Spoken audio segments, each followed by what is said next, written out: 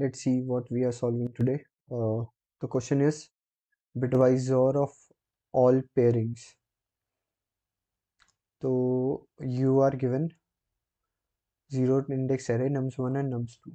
Nums1 and nums2 two array are given to us consisting of non-negative integers. Non-negative integers means 0 to the positive integers. Okay, positive integers. Okay, there exists another array nums3. There exists another array nums3 which contain bitwise XOR. This nums3 contain bitwise XOR of all the pairings of the integer between nums1 and nums2. Okay, every integer in nums1 is paired with every integer in nums2. Okay, so pairing का मतलब दो दो element, तो 2 is paired with 10, then 2 can be paired with 2, then what we can say 2 is paired with 5, and then 2 is paired with 0, then 1 is paired with 10, and 1 is paired with 2, 1 is paired with 5, और 1 is paired with 0. आगे क्या हो सकता है, 3 is paired with 10. इसको zoom out कर लेता हूँ थोड़ा मैं. 3 is paired with 10, then 3 is paired with 2, 3 is paired with 5, then 3 is paired with 0. Okay. Uh, okay, there exists another array nums2 which contain the bitwise XOR of all the pairings of the integer nums1 and nums2. Every integer is nums1 is paired with every integer in nums2 exactly once. Return the bitwise XOR of all the integers in nums3. एक second. Okay, सो nums3 में ये elements होंगे 1 2 3 4 5 6 7 8 9 10 11 12.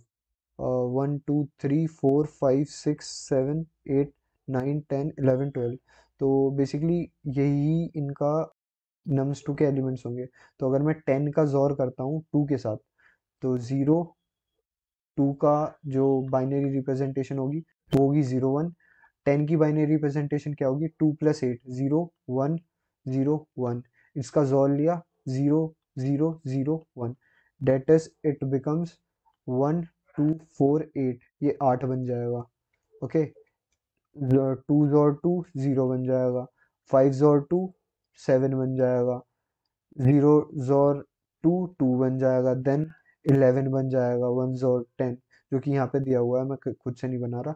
Then ये 3 बन जाएगा, 1 जोर 5 1 जोर 5 4 बन जाएगा. मतलब ये वाली एरे आ जाएगी nums3 में हमारे पास. ये हमें पता चल गया nums3 में हमारे पास जो एरे बन के आएगी वो आ जाएगी तेरी 8 0 7 2 11 3 4 1 9 1 6 3. ठीक है. Okay, nums3 is the bitwise XOR of all the elements is 13 of all the elements.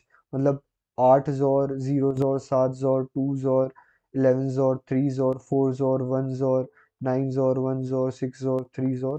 ये हमें 13 देगा. ओके, तो क्वेश्चन तो काफी सिंपल लग रहा है, but the thing is we require every pairing. Every pairing का मतलब है मुझे nums2 के ऊपर ट्रेवर्स करना पड़ेगा. मतलब अगर मैं nums2 का साइज n मान लूँ, int n is equals to nums1 dot length अगर मैं मान लूँ, और m को मान लूँ मैं लेट सपोज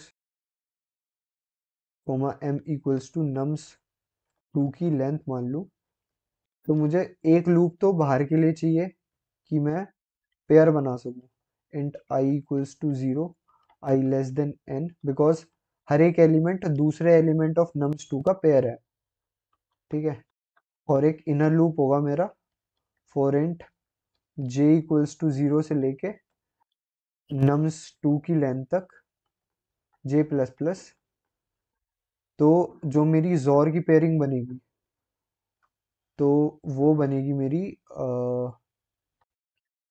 nums1 nums 1 का आई जॉर, नम्स 2 का जे का जॉर। हमने एक एरे बना लेंगे, एरे लिस्ट। मैं जावा में कर रहा हूँ, तुम वेक्टर ले सकते हो। ठीक है, एरे लिस्ट में हम array list a r r मान लेते हैं। अभी मैं सूडो कोड लिख रहा हूँ तो उसकी ज़रूरत नहीं है।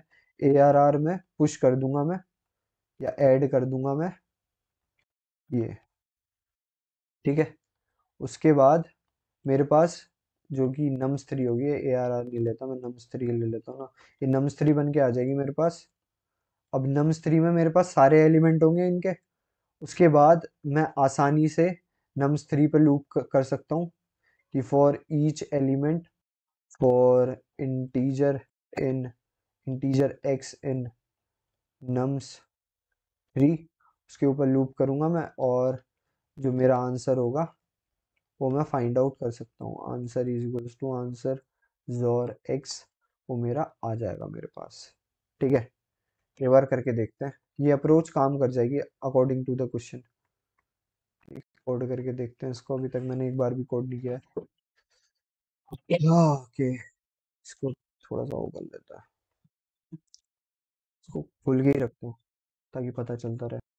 तो हमने क्या सोचा था, एक एन वेरिएबल बनाएंगे जिसमें नम्स वन की लेंथ रख लेंगे। उसके बाद नम्स टू वेरिएबल बनाएंगे जिसमें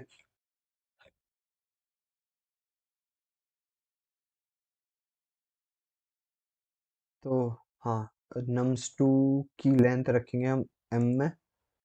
तो it would be nums two dot length, n और एम आ गए हमारे पास। लूप करा 0 से लेके n i plus plus for int j equals to 0, j less than m, j plus plus.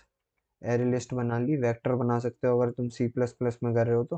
मतलब डायनेमिक चाहिए हमें, या फिर डायनेमिक भी नहीं चाहिए तो हमें एन इंटू एम वाली साइज चाहिए ना। तो अगर डायनेमिक भी नहीं चाहिए तो हम ये कर सकते हैं, इंट, मतलब अगर ऐसे भी कर सकते हैं, nums three equals to,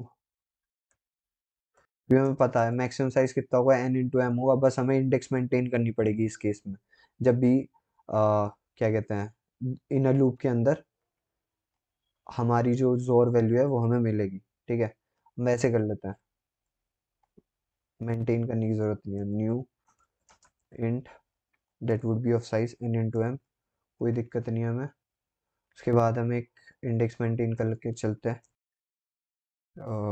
index of, let's make it as k equals to 0, and every time nums three में कुछ वैल्यू जाती है, nums three of k equals to nums one of i jaw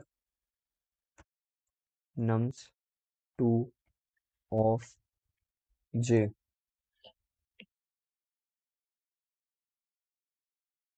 okay, तो nums three की value हमने update कर दी, और हर बार जब भी ये वैल्यू अपडेट होगी हम के को बढ़ाते रहेंगे, सो डैट नेक्स्ट वाला इंडेक्स फिल होता रहे।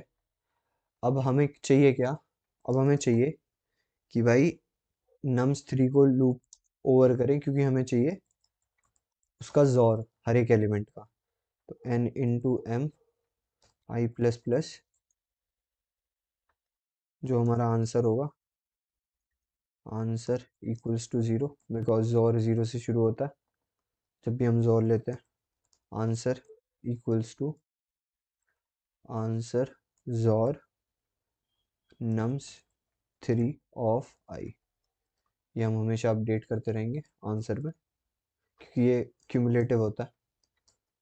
तो रिटर्न कर देंगे हम answer, and we to run it. अगर हमने सही करा होगा तो रन तो हो जाएगा ये सही से। Try to submit it. Memory limit exceed error आ रहा है। ओके, मेमोरी लिमिट एक्सीड, अच्छा। तो मेमोरी लिमिट एक्सीड एरर हम अवॉइड कर सकते हैं ना इसको बनाना, बिकॉज हमें तो सिर्फ चाहिए जोर। तो एवरी टाइम जो ये हम ऑपरेशन कर रहे हैं यहाँ पे अपना आंसर कैलकुलेट करा ले। तो instead of this we can move it to top. ठीक है, के की ज़रूरत नहीं है हमें, तो आंसर इक्वल्स टू आंसर जोर, जो इन सब का जोर आएगा। ठीक है, इजी। बाद में मैं रिटर्न करा दूंगा। अगर मैं अब रन, तो रन तो सही होना चाहिए, बिकॉज जो हमारा जोर है वो क्यूमुलेटिव है। फिर try to submit it. Memory limit exceed error नहीं आना चाहिए, अब कुछ और एरर आना चाहिए। टाइम लिमिट एक्सीड एरर आ जाए तो ज़्यादा अच्छा है। क्या बोलना चाह रहा है? टीएलई आया नहीं आया? अच्छा टीएलई आया, ओके। डेट मीन्स मतलब हमें इसको ऑप्टिमाइज करना पड़ेगा, इसको ऑप्टिमाइज करना पड़ेगा। इसको ऑप्टिमाइज कैसे कर सकते हैं? Let us think. क्योंकि n इंटू एम आएगा, जो कि हमारी टाइम कॉम्प्लेक्सिटी, क्योंकि ये 10⁵ 10⁵ मैक्सिमम साइज हो सकता है ना, 10⁻10, जो कि हमारी टाइम लिमिट को एक्सीड कर जाएगा। तो हम क्या सोच सकते हैं कि हमें ये लूप ना लगाना पड़े, कुछ ऐसा सोचना पड़ेगा हमें। हमें क्या चाहिए? 213 और 10250। Okay, okay okay okay. तो हो क्या रहा है? 10 2, इसका जोर हो रहा है, फिर जोर हो रहा है 2 का 2 के साथ, फिर जोर हो रहा है 2 का 5 के साथ, फिर जोर हो रहा है 2 का 0 के साथ। 10 2, सॉरी, 10 2 5 0। ओके, देन हो रहा है 1 का 10 के साथ, देन 1 का 2 के साथ, देन 1 का 5 के साथ, देन ओके। अगर हम देखें, एक सेकेंड, पहले मैं पूरा लिख लेता हूँ, कुछ आया दिमाग में। 1 का 0 के साथ, ठीक है।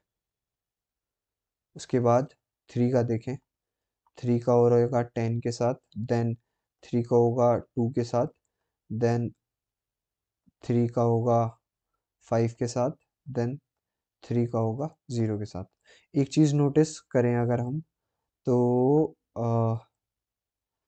The number of these elements, मतलब इसकी नंबर ऑफ जोर्स जो होंगे वो 4 होंगे। 1 2 3 4, मतलब 2 जो है वो मेरा 4 बार आ रहा होगा, उसकी अक्रेंस 4 होगी। 1 की भी अक्रेंस 4 होगी, 3 की भी अक्रेंस 4 होगी, क्योंकि ये क्यूमुलेटिव है।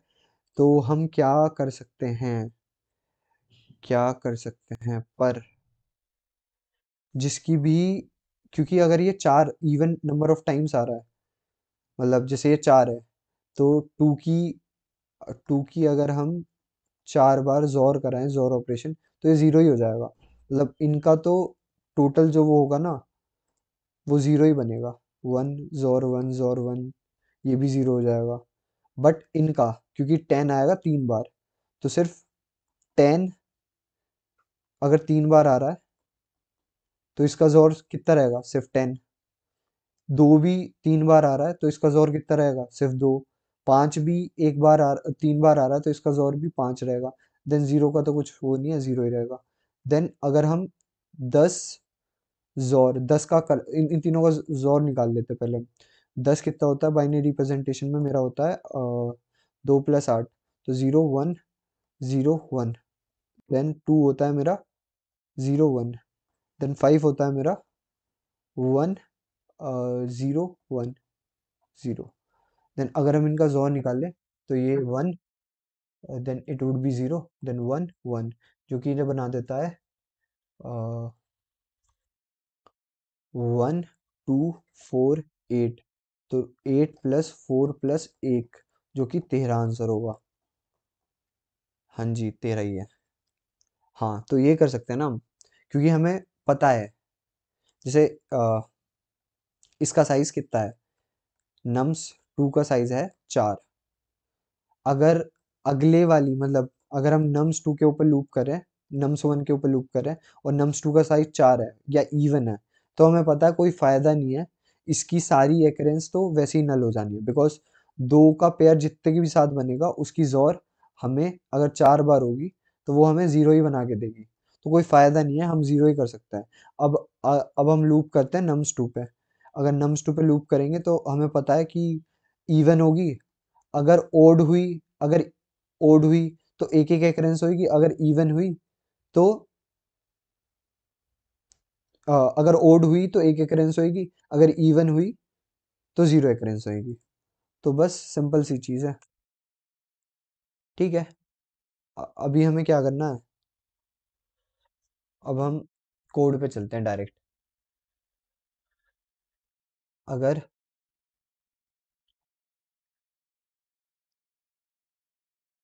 अगर दोनों ही, देख क्या हो सकता है ना, लेट सपोज दोनों ही इवन हुई तो फिर तो जीरो ही होगा मेरा।